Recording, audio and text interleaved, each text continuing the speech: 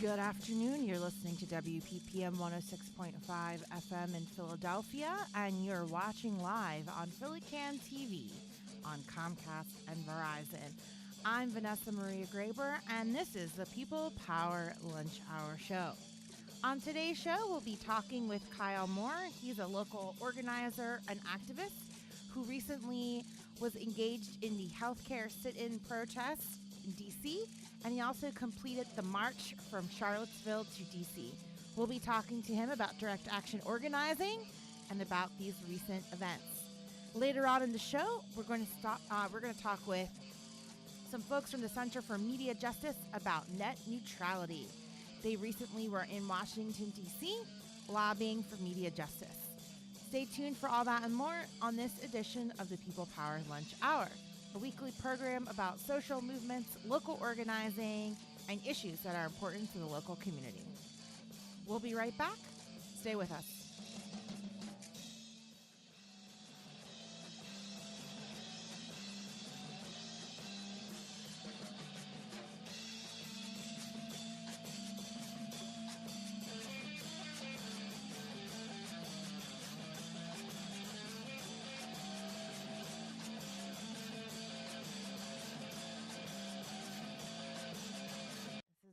Maria Graber, and you're listening to the People Power and Lunch Hour at PhillyCam, broadcasting live from our Center City studios. We're here in the WPPM studios, and I'm here with my special guest, Kyle Moore. Kyle is a local organizer, and he has been working with many different movements. He's been taking notes and documenting everything since he is a historian who has been studying direct action organizing, nonviolent resistance. He is here to talk about two actions that he recently took part in, the March Against White Supremacy from Charlottesville to D.C., and also he participated in some sit-ins that were against the most recent health care bill designed to repeal the Affordable Care Act. Welcome to the show, Kyle. Hello, Vanessa. Thanks for having me. Thank you for being here. You have been a busy guy lately. We've been following you in social media, seeing that you've been traveling all over and meeting lots of other organizers, connecting with them, and finding out what people are struggling with across the country. Can you tell us a little bit first about the march from Charlottesville to D.C.? Yeah, absolutely. So we all know that August 11th, August 12th, those horrible people came into Charlottesville and destroyed the community. So in response to that, a few progressive organizations on the left organized a coalition that became known as March to Confront White Supremacy from Charlottesville to D.C. Some of these organizations include Working Families Party, the Women's March itself, also Democracy Spring, which is famous for having 1,300 people arrested last April to get big money out of politics, and other groups such as If Not Now, which is a Jewish organization that's against the occupation in Palestine.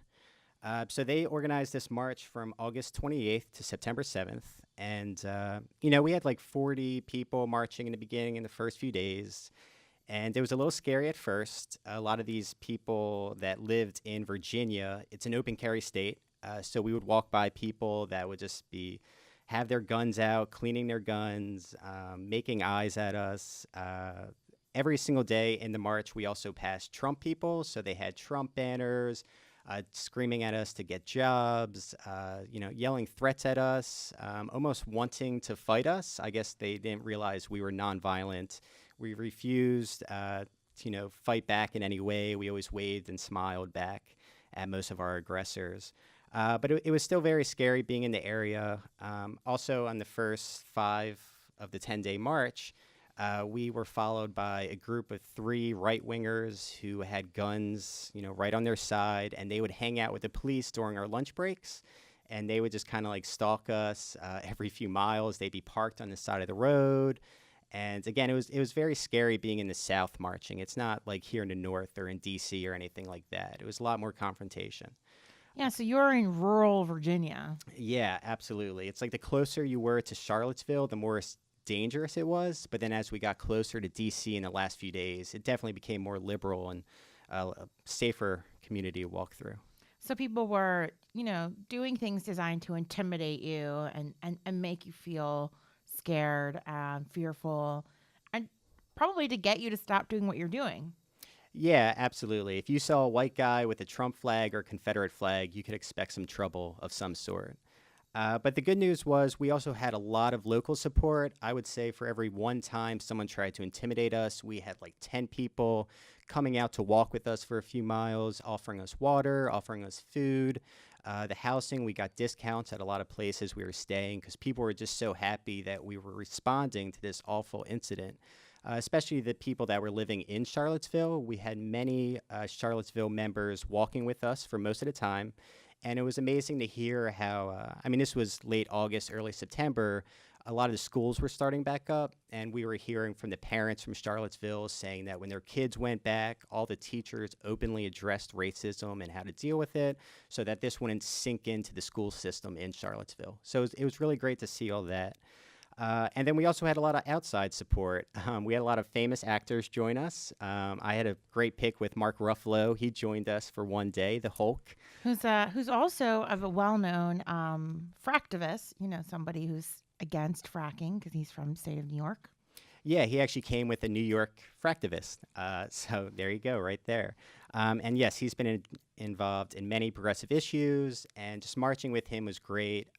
He's such a happy, charismatic person. He definitely lifted up all of our spirits, and it also just made everything easier. I mean, when we were walking with Mark Ruffalo, someone yelled at us, "Get a job!" And it's, we're walking with Mark Ruffalo, who probably makes more money than the entire state of Virginia put together. So it was really great having him with us. At different times, we had two actors from the TV show Mad Men join us.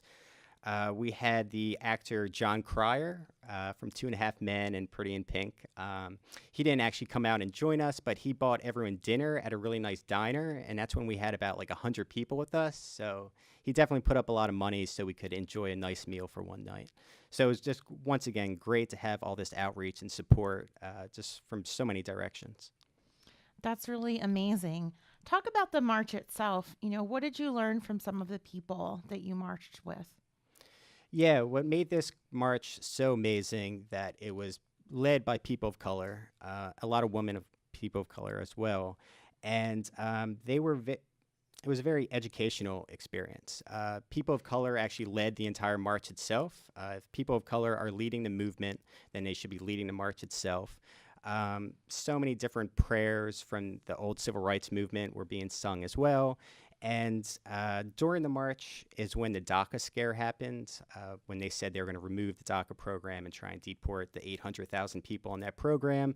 And we actually had 2 DACA people with us on the march. So having them break down what this actually means, the fear that them and their families have to live through, just really changed, my vision on, how much they're actually going through, just to work in this country and live without fear. Yeah, it's like you get to know their story and empathize with them, and you're on this journey together, walking in the rain. I saw you guys were getting rained on. It was hot out there. Yeah, and when Jeff Sessions was talking about removing DACA, it was the people up in the front, were crying, and everyone was holding hands, and felt like we were going through the entire experience together and not alone. So that was great. That's really amazing. So what happened once you got to D.C.? Yeah, so we arrived in D.C. September 7th, and that's when the House came back and all the politicians came back to the offices. So once we arrived in D.C., we probably had about like 150 people arrive that day in the march. And then we declared that we were going to occupy Farragut Square. It's about like 100 yards from the White House. And the plan was to occupy Farragut Square, which they nicknamed Impeachment Square for Donald Trump. But they planned on holding the Farragut Square until September 30th. And the plan was to have actions, form out of there, and just do an entire month of disruption, civil disobedience, just basic rallies, marches, things like that. But what happened was on the 3rd day of the occupation, the police came in and ripped down all the tents and kicked everyone out. And that definitely delayed the buildup of the occupation. So for the next week, there was no occupation. And then we were able to get the correct permits, and we reset up the occupation. But by that time, there was only like 20 people left in our group. A lot of people were going home. They were tired from the march. They just wanted to just go back home, take some hot showers, stuff like that. So we did get the occupation back up.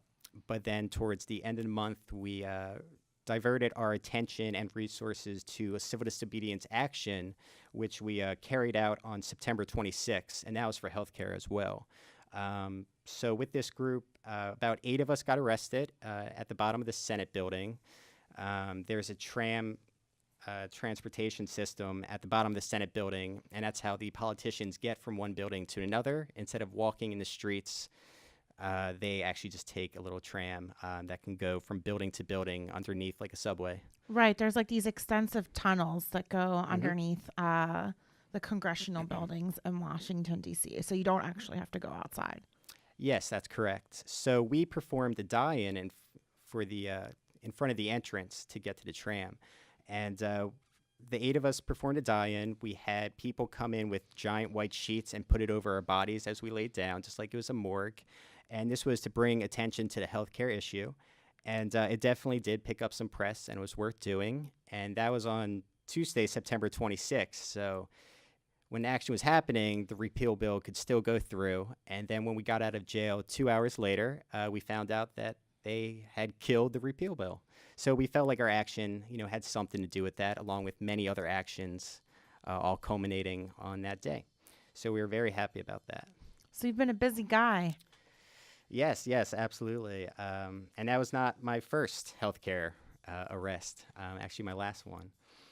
But with the healthcare movement that we saw in 2017, it's been very inspiring and definitely taking a lot of the guidelines from the old civil rights movement and other direct action movements. So when this year started, we had big rallies for healthcare. I know Bernie Sanders had over 40 cities protesting in January, and then 70 cities protested on a single day in February. And then since then, we've had the Tuesdays with Toomey here in Philly. And we've been definitely hitting Toomey hard because he is the Republican senator here in PA that's for the repeal bill. And so, for months, we were calling our politicians' offices, trying to go to town halls, shutting down town halls, really putting a lot of pressure. But it wasn't until June that we saw civil disobedience come in and start trying to make change from the bottom up. And that was led by ADAPT. And actually, a lot of the ADAPT members that led the June action in D.C. were led by Philly activists, including Herman, who's the head of ADAPT here in Philadelphia. And once that happened, it definitely shone a different type of light on the healthcare problem, that we don't have to rely on the goodwill of our politicians, but we can shut down their offices and shut down everything until we can finally shut down the repeal bill itself. So we definitely saw that in late June that came around. And then in July, the protests definitely escalated a lot.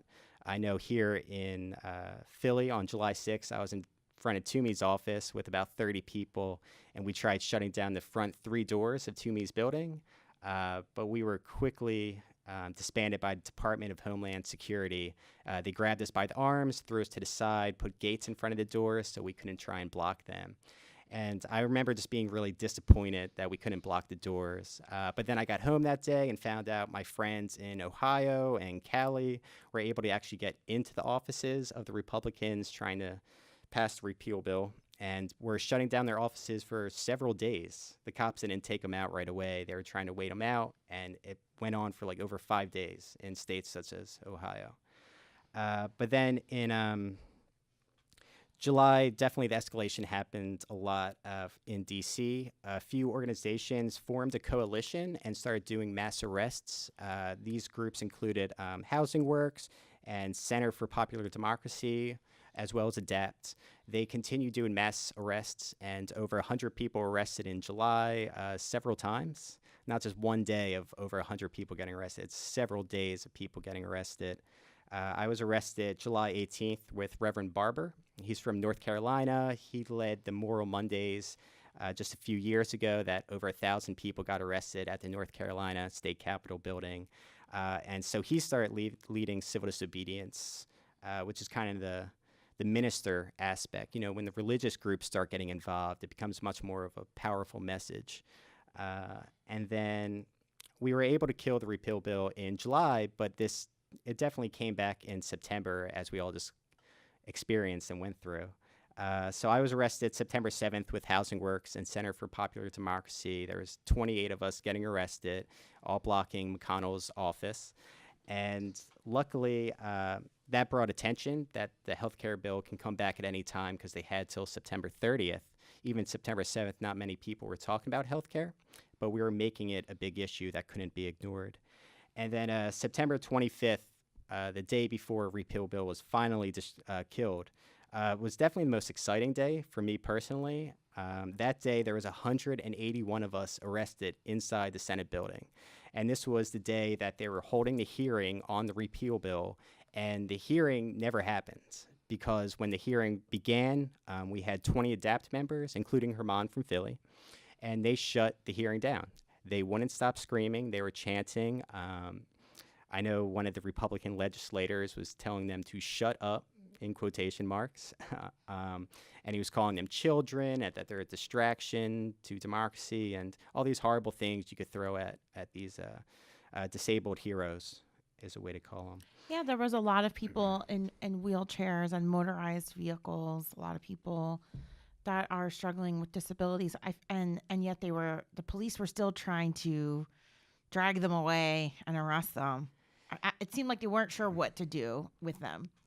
Yeah, there were just so many people. I mean, again, we were in 5 different hallways. There was probably 1,000 people in the Senate building that day in line for the hearing, knowing that we couldn't all fit in there, but just showing our support by staying in line.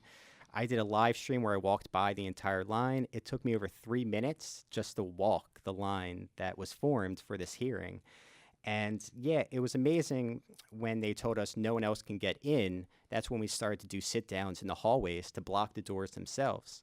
And it was just inspiring to see all these people in their wheelchairs climbing out of their wheelchairs and laying their body on the ground in the hallway, knowing that it would take 4 or 5 police officers just to lift one body. And here we had over 100 people laying their bodies on the ground. It definitely took a few hours.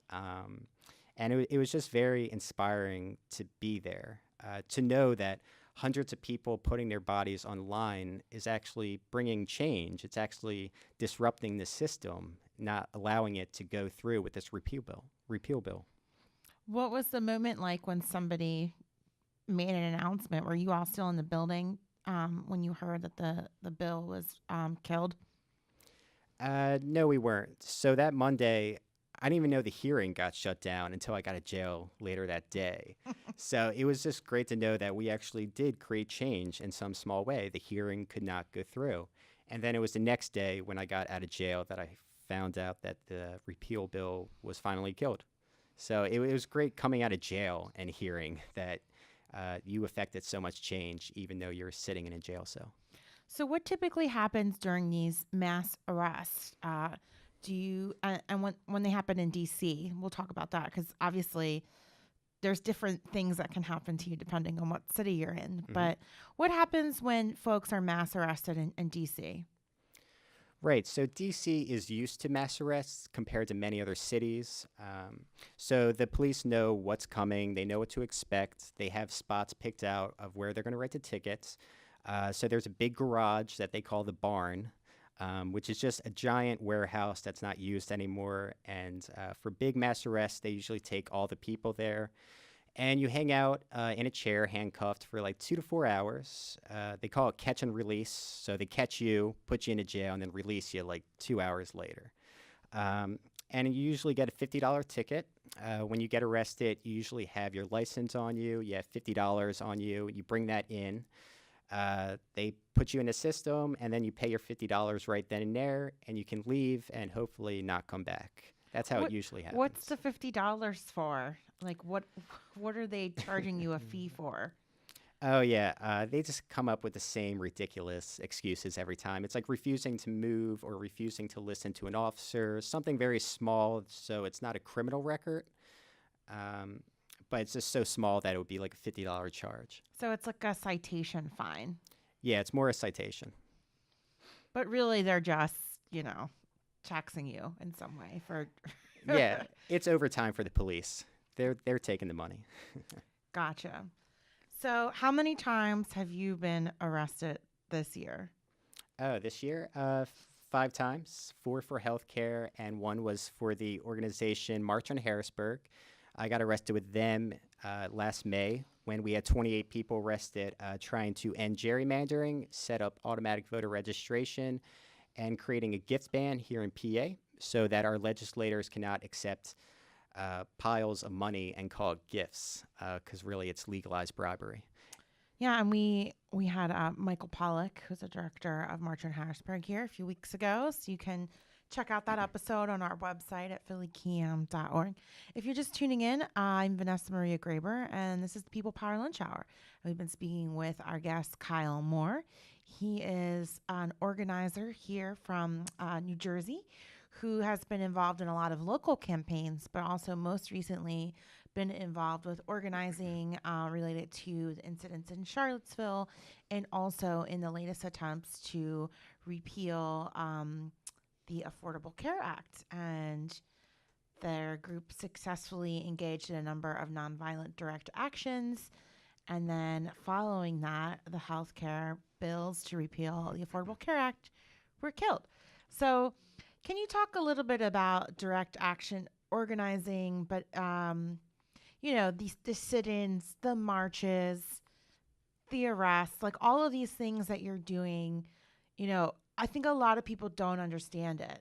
And as you mentioned earlier, they'll say, get a job, when in reality, so many of these people are working professionals, and they're not random acts, right? They're strategic. They're a tactic that's used to achieve a goal. Can you talk about why you've decided to willingly engage in this and what it means to the groups that are using this as a tactic? Yeah, absolutely. I got involved when I was studying the civil rights movement in college and just realizing the tactics that they used and how this produced so much change. And I think the healthcare movement this year is a perfect example. First, you have to make your complaint known, and that's what rallies are for, getting out in the public, showing the support you have for your movement itself. So with healthcare, it was tens of thousands of people marching in the street early on in this year, going to the town halls, disrupting the town halls, making people like Senator Toomey afraid to have a town hall because he knows what's going to happen. He's going to get shut down.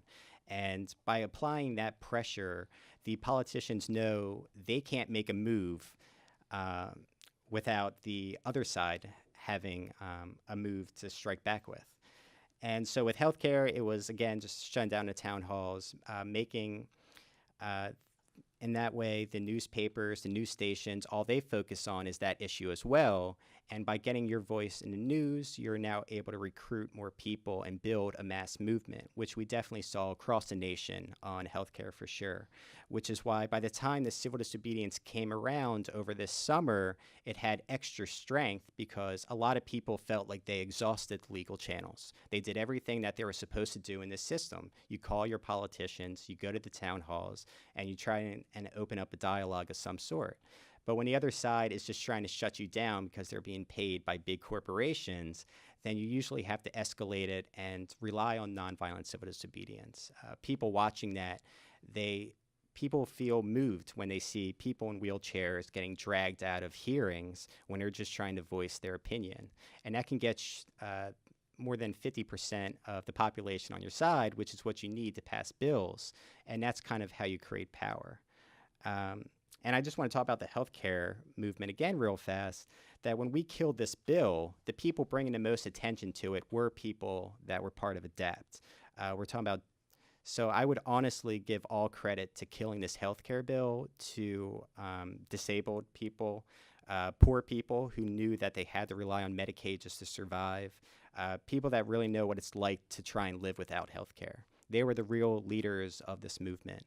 And it was a shame that mainstream media didn't focus on the arrest as much. That's something I noticed. that the arrest did get like hundreds of articles, but it wasn't like a MSNBC or CNN playing it like 24/7 like they do other things. They kind of ignored the arrests, which is a shame because when you study the civil rights movement, it was the big news stations that were playing King and his groups getting beaten by the KKK and other racists in the South that was able to create dramatized issues so much that white Northerners were able to come out in support of the civil rights movement, which led to the passage of so many bills. So it's kind of a shame that mainstream media kept having experts and other privileged people on the air while there were hundreds and even thousands of people putting their body on the line to kill this bill. People with very real stories of how, changes to the Affordable Care Act that they were proposing would really impact them in a negative way. And I think there's still a lot of confusion around, even just calling it the Affordable Care Act, right? Most people are confused between that and Obamacare, which is one and the same. So I think in terms of messaging, that's, the first challenge, like what are we against? We're all for healthcare, right? Like everybody's for healthcare, but what kind of healthcare, and what is it exactly that they were proposing to do? Because this is like the third iteration of a bill that they tried to come up with, right? Yeah. The first two didn't stick, so then this was like the last time that they were doing it. But can you just kind of briefly summarize, like, what is it that you were fighting against? Obviously they're trying to repeal Obamacare and make some changes, but what are the things that upset people the most?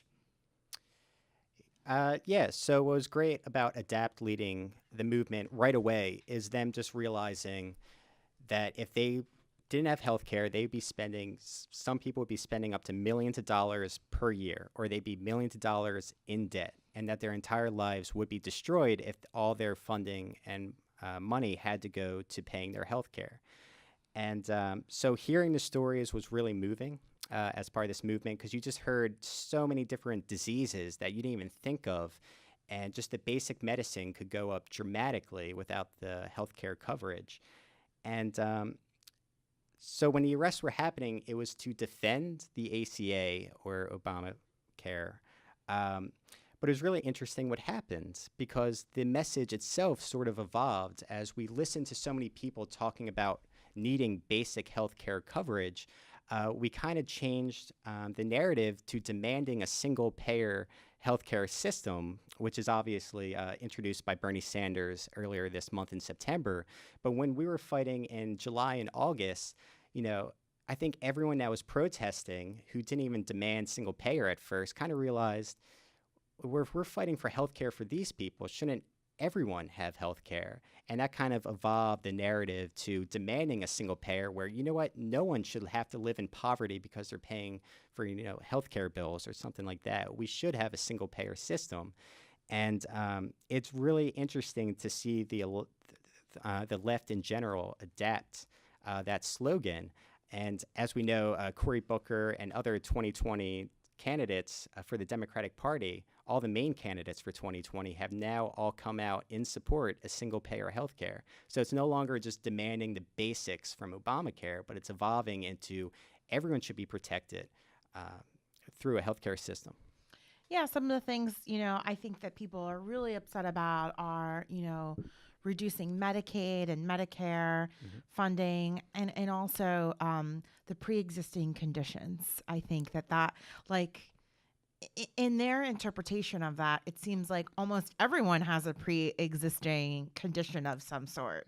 If you've ever had a migraine, you have a pre-existing condition, which then makes which right now under the Affordable Care Act, they can't deny you coverage, but under what they were proposing, insurers could, which would mean a lot of people wouldn't be able to get health care, or if they were able to get it, then they would be charged significantly more. Yeah, absolutely. And people were wearing T-shirts at all the protests saying, "I am a pre-existing condition." So it's definitely a main concern for people. Yeah. So what's the next thing now that you all have killed the bill?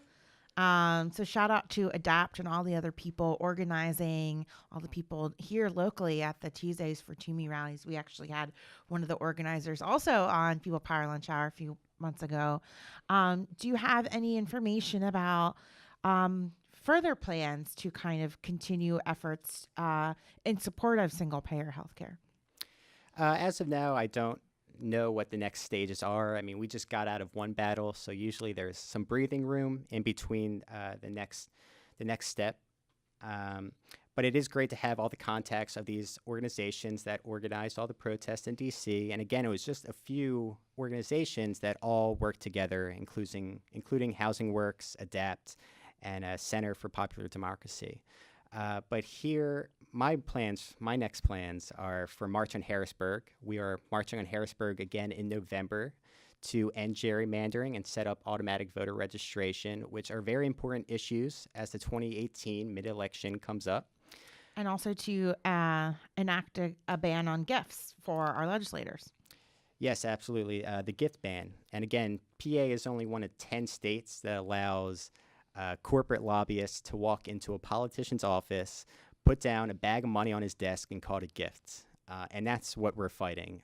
That should not be allowed in PA or in any state in this country, actually. Big money has to get out of politics. Otherwise, voters feel like they're not being listened to, and it breaks down communication. And then you have crazy right-wingers who, through gerrymandering, know that they don't have to listen to voters on the left because they know they can secure their county, get elected, and then just ignore everyone else.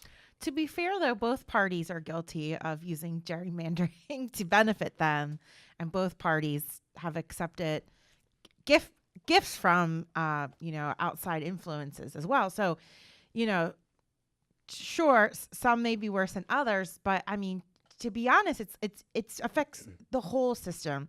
I think Michael Pollack broke it down pretty well. It's so ingrained within the entire structure here in Pennsylvania and Harrisburg that it's really not just a legislative change, but a cultural change as well in the way they do politics.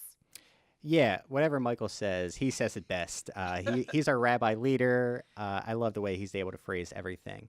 But for sure, I mean, the gift ban bill itself was introduced by Republicans, and it's been hard to get a lot of Democrats on board for that as well. And as far as gerrymandering, states such as Maryland are the few examples of where Democrats use gerrymandering to their favor. Well, we will be following your journey on hopefully keep posting pictures and continuing your direct action organizing. I want to thank you for being on the show. Can you tell folks how they can contact you if they want more information about how to get involved with some of these efforts? Do you have an email or a website that you can give out? Yeah, so March on Harrisburg, our website is just marchonharrisburg.org, and you can message us at any time. And we also have a Facebook at March on Harrisburg. And Kyle Moore is on social media, so look him up. His profile picture is him in a Hulk shirt standing with Mark Ruffalo. All right, we're going to take a short break, and when we come back, we'll be speaking to an organizer from the Center for Media Justice about their efforts to maintain net neutrality. You are listening and watching the People Power Lunch Hour on WPPM 106.5 FM and live on PhillyCam TV. Stay with us. We'll be right back.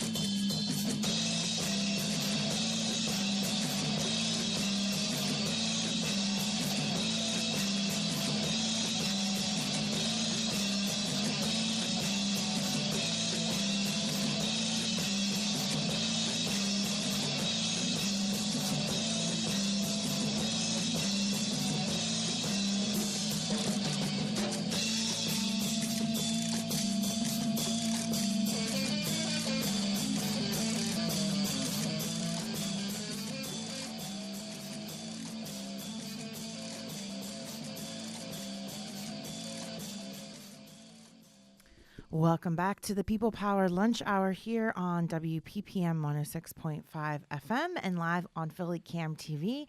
I'm your host, Vanessa Maria Graber. And if you're just joining us, we are about to speak with Erin Shields. She is a DC-based community organizer and activist focusing on the intersections of internet rights and racial justice. She is currently a national field organizer with the Center for Media Justice, that's based out of the Bay Area, and it's a national civil and human rights organization focusing on fundamental communication rights, as well as media and technology access for communities of color. Specializing in internet rights, Erin works with grassroots organizations to ensure a free and open internet for all. Erin also serves as the co-chair of the Black Youth Project's 100th DC chapter and has committed herself to the work of liberating all Black people. And the Center for Media Justice is also the coordinator of the Media Action Grassroots Network, which is a national network of media organizations, which PhillyCam is a member of. And just last week, members of Magnet went to Washington, D.C., to talk to their legislators about net neutrality. Erin, welcome to the show. Thanks for having me. Thank you for working on this issue. So one of the things that is happening at the FCC, the Federal Communications Commission, is an attempt to pull back some of the rules regarding net neutrality. Can you talk a little bit about that for our listeners and what that would actually mean in terms of restricting our access to the internet? Sure. So net neutrality is like a concept, is the idea that if you pay your internet service provider or your ISP, you should be able to access all of the internet, right? So a lot of people explain it as no blocking, no throttling, and no paid prioritization. So no blocking of websites, so your ISP doesn't get to decide which sites you're able to see, much like cable companies do now. No throttling, no slowing down your speed, and no paid prioritization, which a lot of people are familiar with because of the fight that Netflix was going through. And they ended up, paying to get their content to people's screens faster. And so why that's important for communities of color is because a lot of these larger internet companies that we sometimes refer to as edge providers, they have money to pay, right? If there is a paid prioritization, they have money that they're able to use in order to get their content to people's screens. Small community-based organizations that are doing community organizing work or independent media work oftentimes don't have those budgets. And so it's really important that we fight to maintain the rules that we currently have at the FCC now, which stops blocking, throttling, and paid prioritization. Yeah. So thank you for that. There was a large movement led by organizations like Center for Media Justice, Free Press, Public Knowledge, and many more that successfully won a campaign to reclassify the internet as a public utility. Can you talk about why this classification is important and what they're trying to do to undo it? Right. So what that basically means is that the internet and its infrastructure is a public good, right? So it's something that society needs, and it elevates the ways that everyone in society is able to communicate with one another. And so what that means is that companies, it is in the similar ways that I was talking about before, companies can't do things that private companies usually do, which is, making tiered levels of access to it. So it would be similar to like if the U.S. Postal Service had tiered access to their service. And we're saying that the internet today is similar to what maybe the mail service was, 100 years ago, and that we needed to communicate with one another. And so we shouldn't be able to exclude certain people based on whether or not they can pay for fast lanes or for additional content here or there as your internet service provider sees fit. So it's really fundamental to the ways that communities of color are able to talk with one another, to organize, to get stories out that have traditionally not been told or not been allowed to be told to larger, broader audiences. I think about the ways in which the movements that we're seeing today, from Standing Rock to Black Lives Matter, have been able to really organize nationally because of the internet, because of our access, and because of the different stories that are able to be told that really ignite young people around this country around these issues.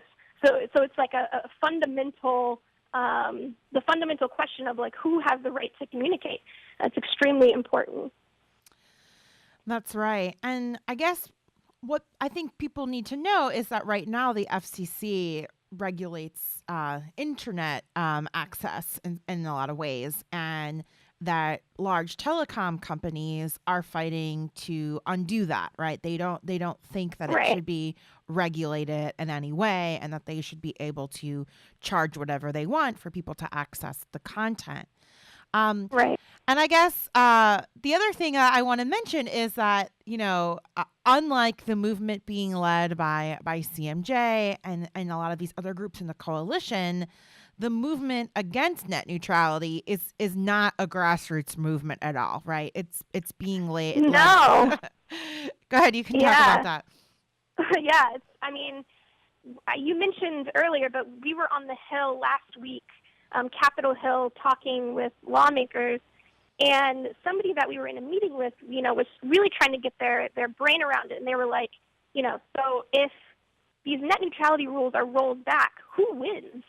And the answer over and over again was really like 5 or 6 really large, ISP companies, and everyone else is a loser in that. And so really this issue for so many years was bipartisan. I mean, to get into like the political side of it, was really bipartisan. And only recently has it become like polarized in those ways, because a lot of people, most people, over 80% of the country, sees the value in people having free and open access to the internet. That's right.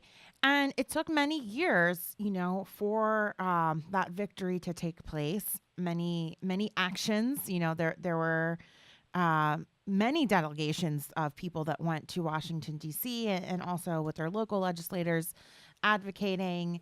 I guess maybe some listeners want to know what changed. And so we have a new FCC commissioner. Can we talk about Ajit Pai? Right. So what changed is the administration. So 2016, Trump is elected, and there's usually, so the FCC is like a semi-independent body, with Tom Wheeler used to be the chairman, ushered in open internet rules, but left when the Obama administration left office. Trump is in, and Ajit Pai is named chairman. Ajit was a Verizon lawyer for many years, a relatively young guy, and has always, for reasons that are beyond many people, has been anti-net neutrality, and really tries to frame it as like an investment issue, which we know isn't true. And so what we've seen in the past few months is a really aggressive move by him to roll back these open internet rules. And it's interesting because we know who is asking for it, but community-wise, small business-wise, nobody is asking for that. And so it's really curious that he's moving so aggressively on this issue so soon into the administration. Yeah, well, his history as a Verizon attorney, shouldn't shock anybody, right? There is a long history of lobbyists entering public service and then, using that position to favor corporations. The opposite is true, too, where you have public servants leaving to become lobbyists for big corporations. We've seen that with several FCC commissioners leaving then to take cushy telecom executive positions. So this Right. this is something that is continuous in Washington. What are some of the initiatives that your organization is engaged in? How are they working to tackle this fight? So there's a couple of answers to that question. So later in September, we actually were co-sponsors of a rally in the Bay where Chairman Pai was actually speaking on the digital divide, bridging the digital divide, which is this concept that rural areas, low-income communities of color, communities that are low-income in general, are connected to the internet and to each other in a way that is not at the same rate as maybe middle class or white communities at large, right? And so he's really sort of taken this up as his pet project. And we were there, and there was about maybe 150 people that came out to that, so it was a rather big rally. We were there to let him know that there is no bridging the digital divide without net neutrality. He keeps talking about the idea of net neutrality, like he says the words net neutrality often, and claims to be working towards that, but really does a lot of work behind the scenes to undermine the actual concept. And so we've been doing rallies. Last week we sent a Hill delegation of folks. Someone from Antoine from Philly Cam came down, and we're talking to members on the Hill about why it's important for them to use their voice and tell Chairman Pai to really enforce the rules that we have.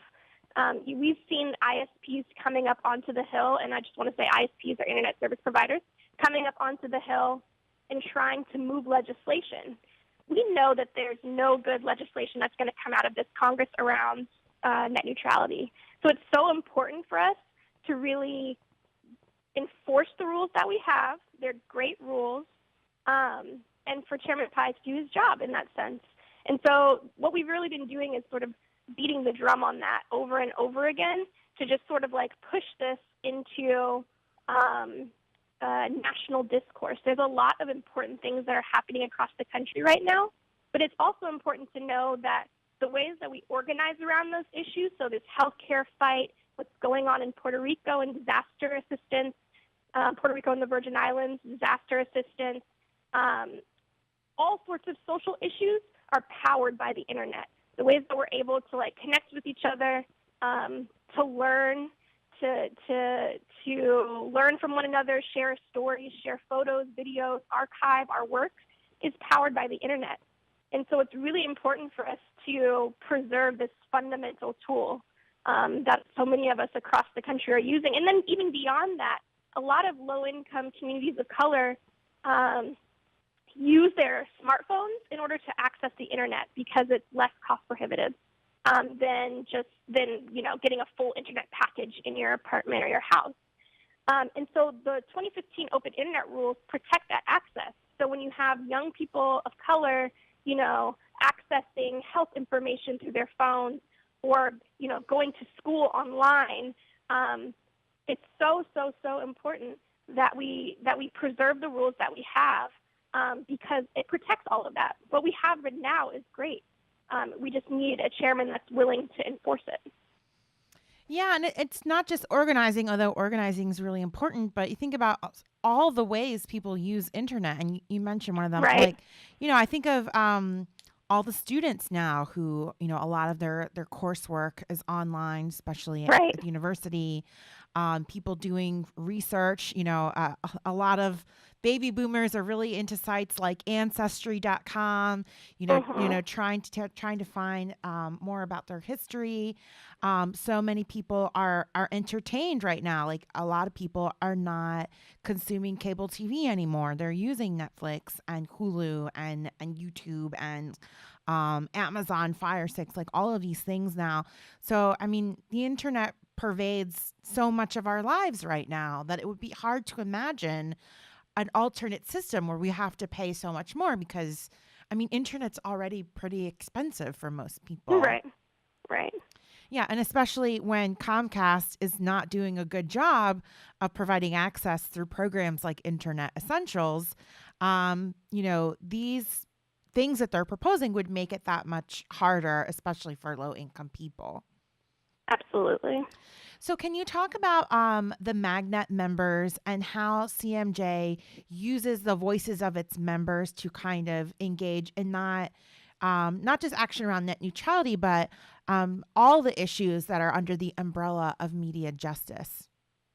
Right. So our Magnet group is around, I want to say, over 95 grassroots organizations, media groups from across the country, Southwest to Northeast, that are really embedded in of the community and really working on issues that their communities care about. And so it's so important for CMJ to really lift up the work that these grassroots organizations are doing, and also help people coordinate across state lines, across regions, because oftentimes issues that we see coming down from the federal level, people, these internet service providers will try to get laws passed, here and there. So like a law in Arizona or a law in Philly or Pennsylvania, And so it's important for people in Arizona and Philadelphia and in Pennsylvania to be coordinating with each other so that the pushback can be strong and united under a message. And so it's really important for us to have people who are working in communities talking to decision makers and lawmakers about why this work is important. When you're up on the Hill, I've lived in D.C. for 10 years, and when you're up on the Hill, a lot of times it's paid lobbyists. So it's, lobbyists from ISPs or from internet companies going up and getting a lot of face time with these decision makers and these lawmakers. And so it's really important for us to say, for a couple of reasons. One, to actually have, stories about how the internet impacts people's real day-to-day lives, and not just from, this is what investment looks like, but actually this is a civil right, and here's what would happen if you took it away from me. And also to sort of unmask and unveil the concept of lobbying. So lobbying is just going and talking to your lawmaker about why an issue is important to you, and that anybody can do it. So when we're bringing down, or up or wherever, grassroots organizations to the Hill, it's really so, folks can go back to their states, to their cities, and lobby their local lawmakers around these issues as well. It really is sort of like unmasks what it's like to just sit in a room with a person who makes legislative policy and say, hey, this policy that you're putting forward does not make sense for my community. And if you continue to push it forward, we're going to organize against you. And it's really, I think, powerful in both of those senses.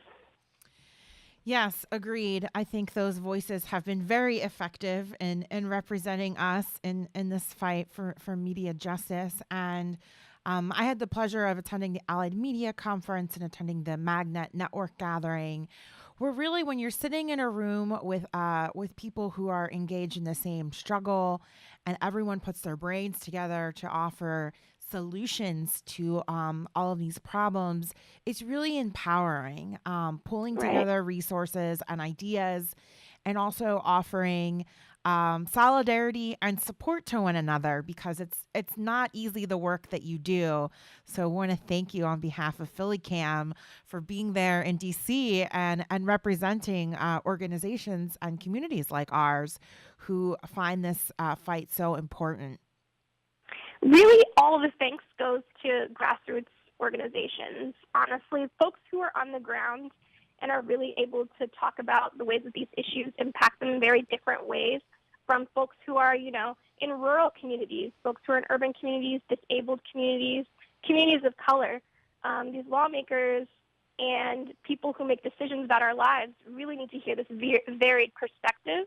And so I just feel like, organizations like PhillyCam are just invaluable in this fight, and looking forward to definitely working with you all more. Yes, definitely. We want to shout out Antoine Haywood. He's our membership and outreach director. He went down there to DC last week to represent on our behalf. And I got to tell you, this issue is really important to our members. Once we start explaining it to them, and especially our producers here, we have a community radio station and a public access television station. And when I say to them, and just the bottom line, like, this will make it harder for people to access your content.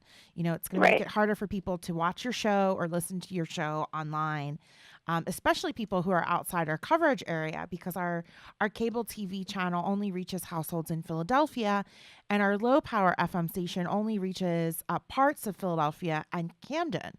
So our producers really depend on streaming services, the internet, and social media in order for people to learn about what they're doing. And so when they hear that, they realize how important it is. And and then they become engaged in the organizing. So if you could tell our listeners and our viewers out there how they can find Center for Media Justice and get in touch with all of you. Right. So you can look us up online, funny enough, at centerformediajustice.org. So we're doing work from internet rights to technology and criminal justice organizing, fighting against these, predictive policing algorithms.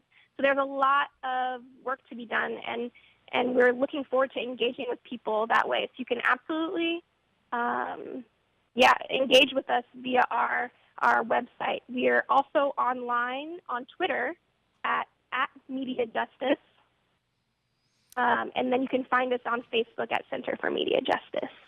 Yes, they have a really great website, and they have a nice resource library, lots of information out there. I also want to shout out Free Press's website, because they also have a lot of information about net neutrality, and that's freepress.net. All right, Erin, I want to thank you so much for taking time to call into the People Power Lunch Hour. This is Erin Shields. She's an organizer with the Center for Media Justice, working on internet rights and net neutrality. Thank you so much, Erin. Thank you so much for having me. All right, that's going to do it for this edition of the People Power Lunch Hour. If you'd like to watch this episode and all of our previous episodes, you can log on to our website at phillycam.org.